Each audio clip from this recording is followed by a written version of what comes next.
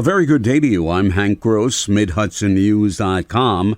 It's Wednesday, July 26th. The news today brought to you by the Galleria at Crystal Run. Orange County Executive Stephen Newhouse yesterday supported a resolution submitted by the county legislature requesting additional federal and state assistance to all individuals, businesses, and farmers impacted by the recent flooding and related destruction in the county. Many of those residents, as well as businesses and farmers, do not have sufficient insurance coverage or other government assistance to mitigate their financial losses related to the flooding, says Newhouse. The disaster declaration that the president approved only helps reimbursing local governments like the towns, the villages, the county. But unfortunately, I have over 1,000 residents that are on file that had significant flooding in their houses. I also have 20 households that were what we call red flag, which means they had to be completely demolished. And those folks are the ones that we're worried about.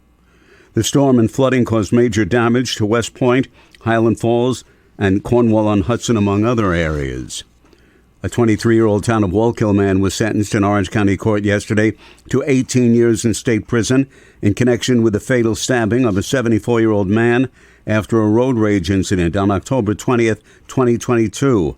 Horace Duke will also face 5 years of post-release supervision in connection with the murder of Joel Laddie, also of Wallkill. Duke was convicted by a jury last April of manslaughter and criminal possession of a weapon. As established at trial, Duke was involved in a motor vehicle accident with Laddie that escalated into a verbal argument in the vicinity of exit 119 of Route 17 in the town of Wallkill. During the argument, Duke stabbed the victim once in the chest with a kitchen knife, puncturing his heart and causing his death. Jay Quaintance is no longer president of SUNY Sullivan, and college officials are mum as to why.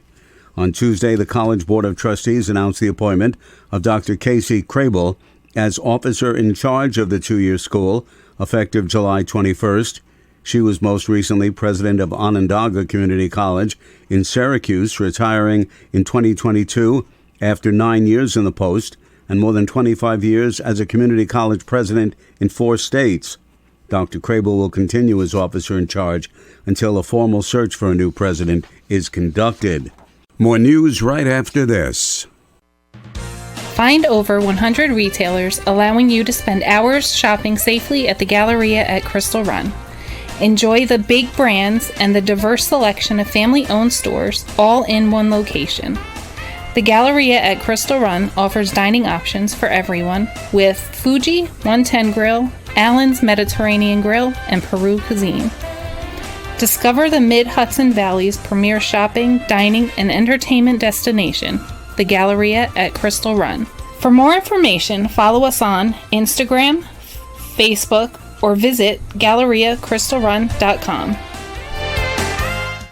Children and adults beat the oppressive heat yesterday at one of 2 new splash pads that opened just 2 days before in the city of Newburgh. Last year, in response to the city's aquatic center being closed, the city rotated open fire hydrants and an inflatable water slide when temperatures got to be over 90.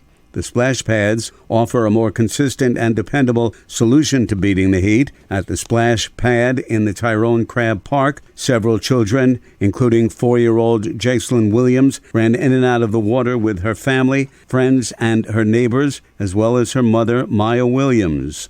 It's a better way because it's easier to cool off. Literally down the street. I love the one. So fun. It's so fun?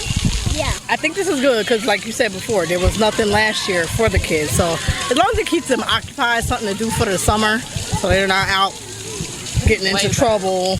The splash pad even attracted some adults. Epiphany Scholler found herself playing in the water as well. Congressman Michael Lawler of the Hudson Valley Tuesday introduced the Fentanyl Kills Act, legislation that would charge individuals who have trafficked fentanyl with attempted murder. He said the legislation is an important step in tackling the fentanyl crisis impacting Hudson Valley communities and will dissuade drug dealers from spreading the lethal drug across the country. The freshman lawmaker said the fentanyl crisis is a serious problem and requires serious consequences for those who peddle this dangerous drug. As the city of Newburgh continues to ramp up its code enforcement efforts, Mayor Torrance Harvey brought several landlords into his office to discuss their concerns and that of their tenants. Harvey said the city supports development without displacement, and he called the session productive. They had some questions and concerns about, how the codes department has been really ramping it up and holding landlords and property owners accountable for sidewalks and or any type of repairs that have to be done. You have to be, have to submit for a permit and things like that. And, they realize that the city isn't lax on a lot of these things anymore. The mayor said the landlords expressed their concerns about taxes and water bills, among other issues. I'm Hank Gross, MidHudsonNews.com. The news today brought to you by the Galleria at Crystal Run.